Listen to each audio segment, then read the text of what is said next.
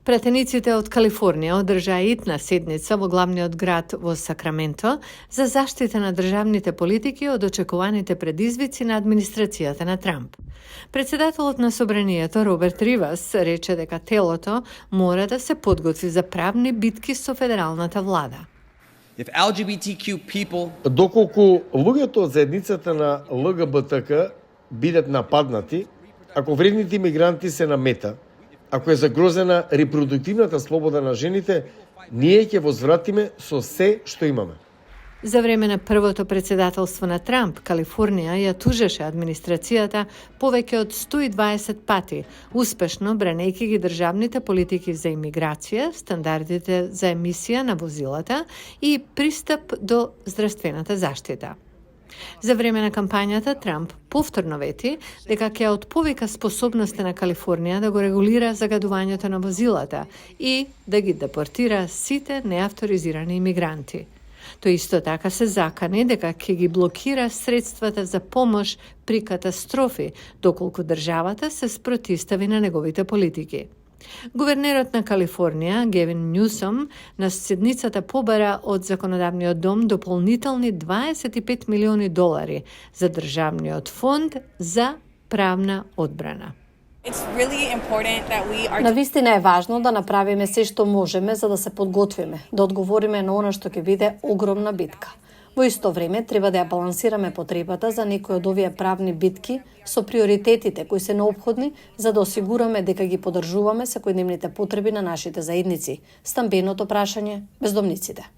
Предложениот правен фонд доаѓа во време кога Калифорнија се соочува со растечки буџетски дефицит, како и со страф од влошување на државната економија во времето на Трамп. Сепак, со незиното демократско мнозинство, одбраната на прогресивните вредности на државата се очекува да има широка поддршка. Но Джеймс Галагер, лидер на републиканското малцинство во собранието, вели дека подготовката за борба против федералната влада е погрешен пристап.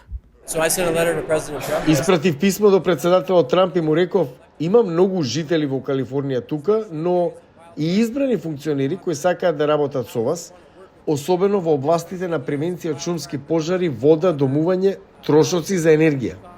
Надвор од главниот град демонстрантите протестираат, привлекувајќи внимание на заканата од предложените масовни депортации на Трамп.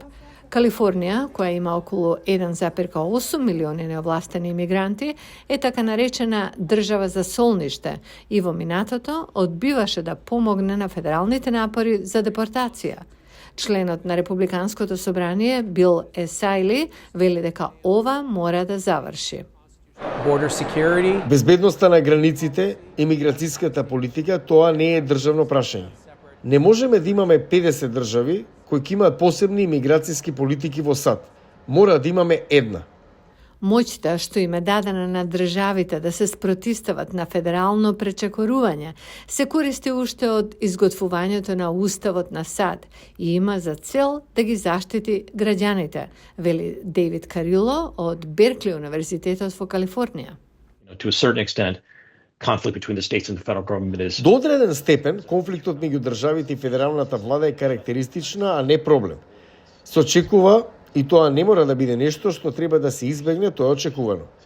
Понекогаш федералната влада може да биде ваш пријател, меч или ваш штит, но понекогаш може да биде таа што ќе ве брани од федералната влада. И двата од тие услови биле исправни во различни моменти низ американската историја.